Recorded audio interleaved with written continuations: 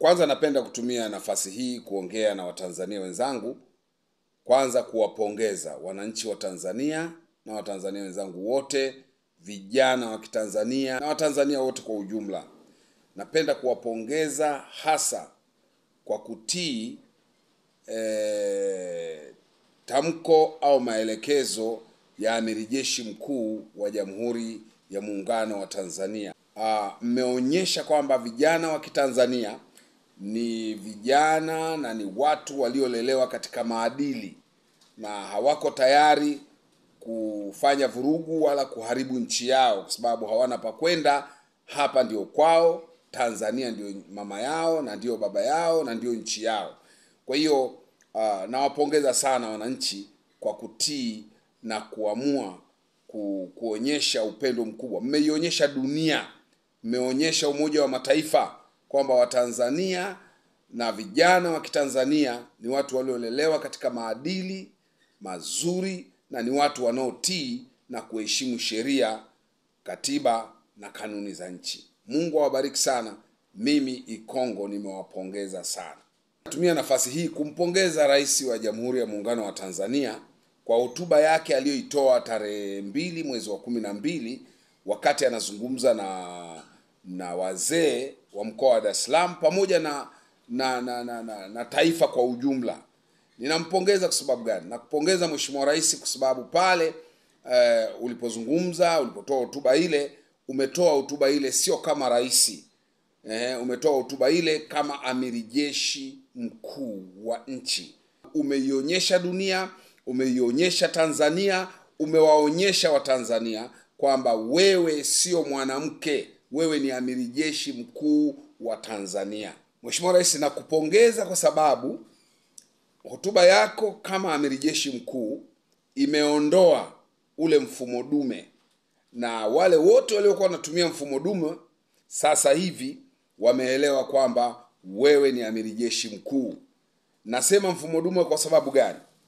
Mambo yote wanayoyafanya, mambo yote wanaharakati wanayafanya, mambo yote wanasiasa walioyafanya, yale ambayo yote walikuwa wanaogopa kuyasema kwenye awamu ya 5, sasa wameinuka wanaanza kupiga makelele, mambo ambayo wakati wa awamu ya 5 walinyamaza kimya, lakini sasa wameanza kutoa matamko, mambo mbalimbali. Wanaharakati, wanasiasa wameanza kuwa kana kwamba na wao wapo. Nikasema kwamba yote hayo ni mfumo dume. Lakini kwa hotuba yako ya tarehe 2 mwezi wa 12 ulipokuwa unaongea na wazee, imeonyesha kwamba ni kweli tuliye naye ni Amiri Jeshi Mkuu. Maana hukuweza kuwapigia magoti watu wenye nia ovu ndani ya nchi yetu. Mungu akubariki, tunakupenda na tunakuombea. Pia nitumie nafasi hii kumpongeza Waziri Mkuu wa Jamhuri ya Muungano wa Tanzania, Mheshimiwa Mwigulu Nchemba.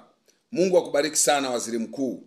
Nimefurahia na ninakupongeza sana kwa sababu kupitia hotuba ya Mheshimiwa Rais na wewe umesimama hata katika maongezi yako sasa hivi ulivyokuwa unaongea kabla ya tarehe 9 Disemba, ulivyokuwa unaongea, hata mtu akikuangalia una matamko yako na namna unaongea na watu, unaongea na wananchi, yani anaona kabisa kwamba unaongea kama mtu ambao una feel maumivu, umeumizwa na yaliyotokea tarehe 29.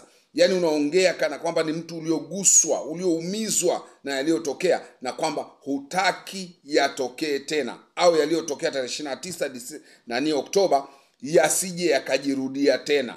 Lakini pamoja na kuongea na machungu hayo na kuonyesha mtu alikuwa akikutazama wakati unaongea, tunakuangalia kama waziri mkuu, tunaona unaongea yanayotoka ndani, wala sio maelekezo, wala sio umeambiwa nani, lakini yanatoka ndani ya moyo wako kwamba kweli kama waziri mkuu umeumizwa na yaliyotokea tarehe 29 Oktoba na tarehe 30 na tarehe 31, na kana kwamba unavyoongea ni kwamba unaonyesha jinsi ambavyo ulivyo na uchungu na huwezi usingependa mambo yaliyotokea yajirudie tena, kwa sababu ulikuwa unaongea ukionyesha una maumivu ya watu waliopotea, watu waliokufa, yani umeongea vizuri na kupongeza sana, na kwa njia hiyo umeuonyesha umma wa Tanzania na dunia nzima tunaye waziri mkuu asiyeweza kupiga magoti hovyo hovyo.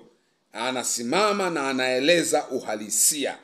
Mungu akubariki sana waziri mkuu na kupongeza sana. Pia natumia nafasi hii kupongeza mheshimiwa waziri wa mambo ya ndani, mheshimiwa Simba Chawene. Mheshimiwa Simba Chawene, kama kuna wakati umefanya jambo nikakupenda na nikakufurahia ni kipindi hiki.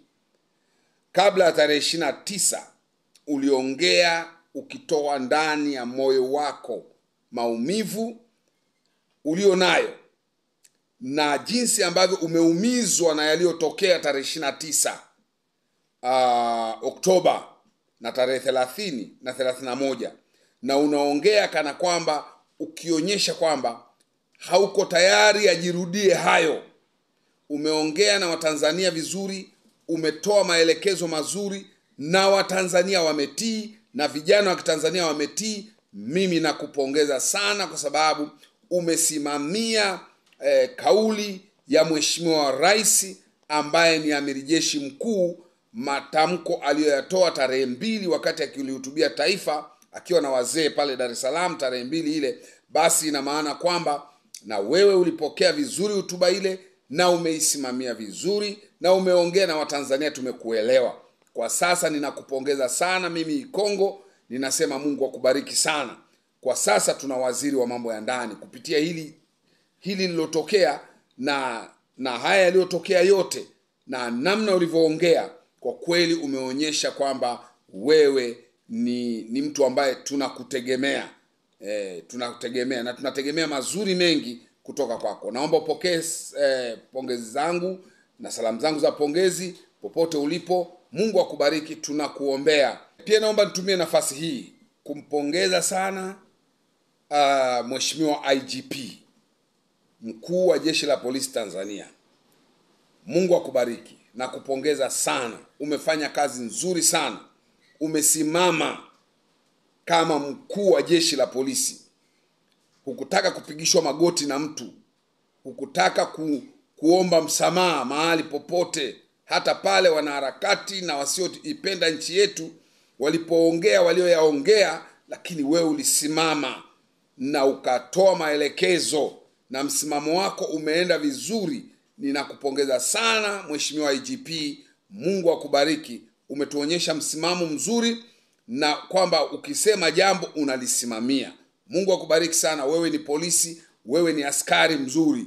Mungu akubariki na akutie nguvu. Tunakuombea wewe pamoja na makamanda wote, na wapongeza makamanda wote wa mikoa, makamanda wote wa wilaya na jeshi la polisi kwa ujumla, na wana polisi wote Tanzania na vyombo vyote vya usalama. Mungu awabariki, mmefanya kazi kubwa. Naomba niwapongeze wote, nipongeze vyombo vya usalama vyote kwa kazi kubwa mlioifanya ya kuonyesha kwamba mnatulinda sisi na mali zetu, maraia na mali zao, mipaka na kila kitu. Mungu awabariki vyombo vyote vya usalama.